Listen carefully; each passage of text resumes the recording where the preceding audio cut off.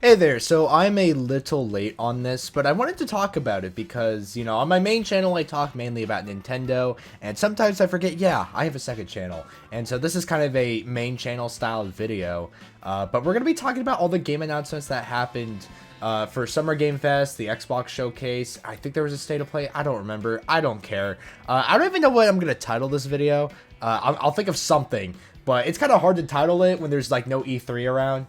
God, I miss E3. I wish we had an E3. You can just tell all this stuff is like mixed into E3 and would work perfectly for an E3, but we don't have an E3 anymore.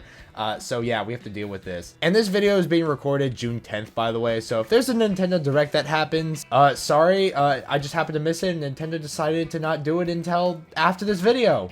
Whoop-de-doo. But yeah, I'm just going to talk about some of the games that I thought were pretty interesting and share them all with you guys. So yeah. Oh my god, they're making a Marvel fighting game. You know what's crazy is that I can't believe they're doing something like this, especially when Marvel Rivals exists. Not that you can't have multiple Marvel property, gaming properties that are succeeding right now, but it's very interesting that this wasn't a Marvel Rivals announcement. No, this is just straight up a brand new Marvel 2D fighting game. Now, a lot of us, including myself, thought this was going to be Marvel vs. Capcom. It's not, but it's something completely different. It's just a straight up Marvel 2D fighting game.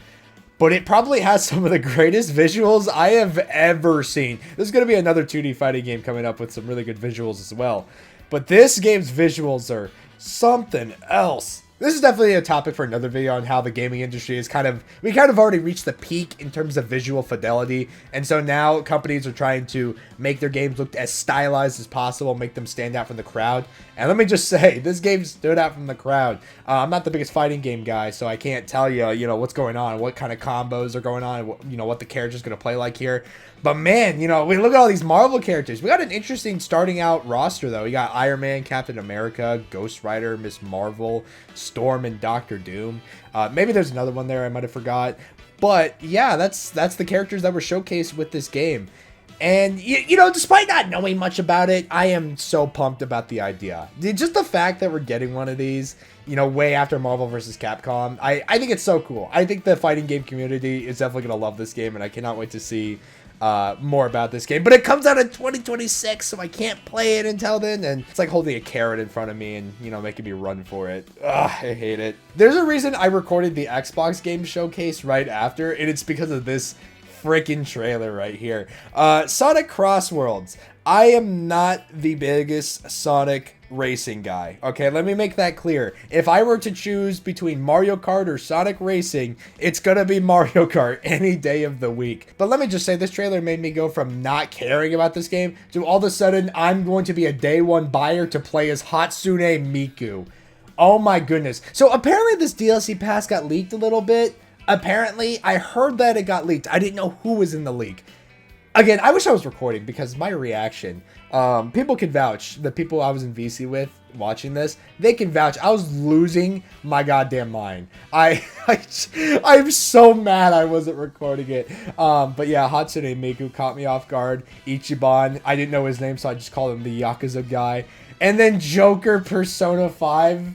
Like, dude, and you know what's crazy too is that when they revealed Minecraft coming to the game, I wasn't even phased at that point. It kind of sucks. I feel bad because I feel like these reveals would have hit a lot harder if they were individual reveals and not back to back. Like, I just couldn't process it at all. But yeah, I guess we have Smash Bros. Sonic Racing, I guess.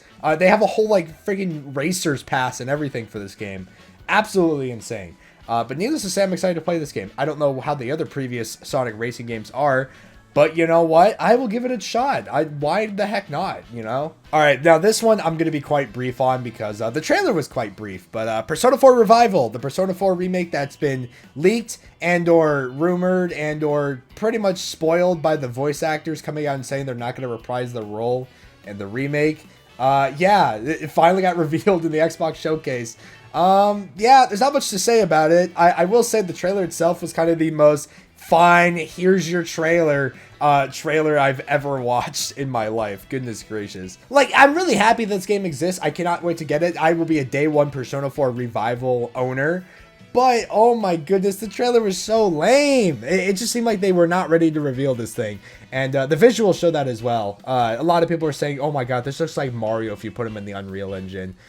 And I kind of have to agree, but despite that, I'm not really holding Atlus against it. I mean, this is very early footage, and Persona 3 Reload looked really amazing as well as just pretty much any Persona game prior. So I have full confidence they're going to make the game look great before launch.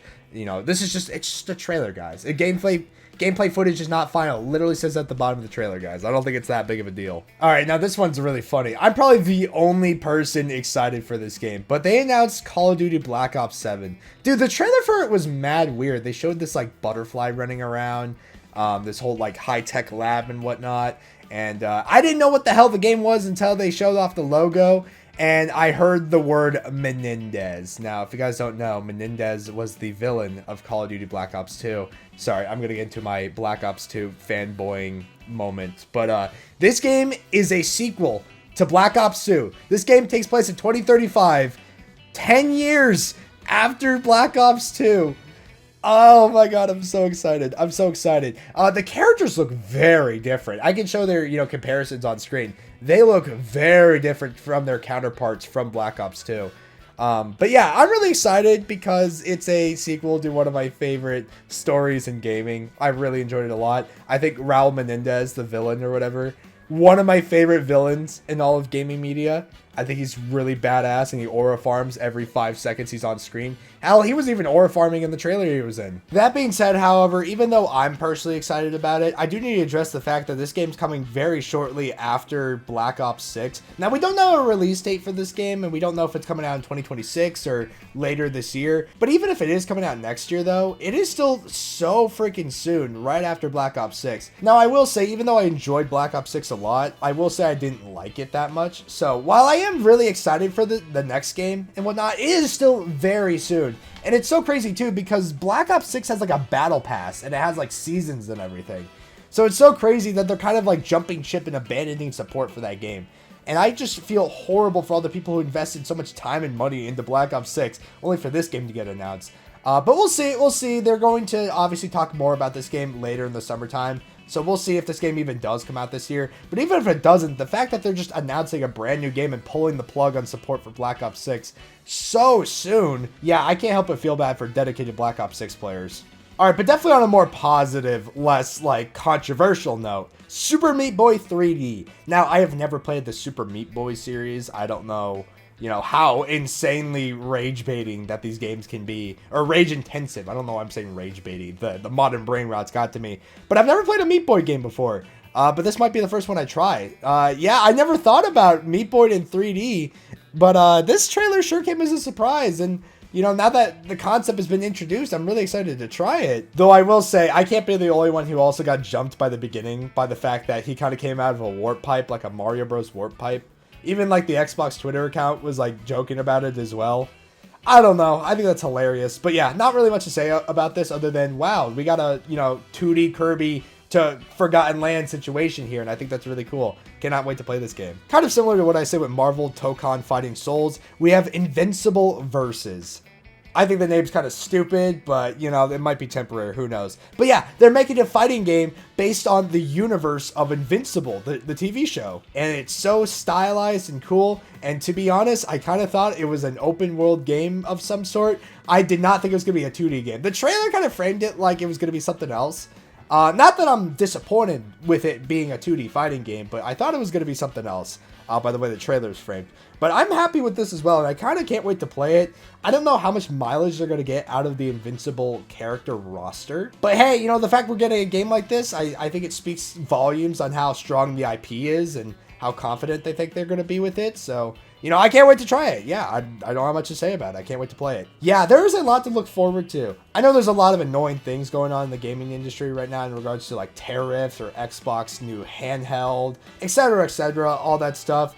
But I feel like there's a lot of cool things to look forward to as well. And there's a lot of cool things that got announced as well. And hey, a brand new console in the form of the Nintendo Switch 2 just dropped, and I'm having a blast with that. I know it's really expensive, but for those who own it, they can definitely say they're having a dang good time with it, as am I. I don't know. There's a lot of negativity going around, and so I just wanted to share some things that I'm personally pretty excited for that is coming out pretty soon. And yeah, thought I would do that and highlight other companies other than Nintendo for once. So there you go. Good job, Xbox, PlayStation, and Jeff Keighley for getting me to talk about your games. But with that, I got some other work to do. I would do my stay hydrated, stay cool thing, but that is a Cyanide's main channel exclusive outro, so I will just end the video now. Bye.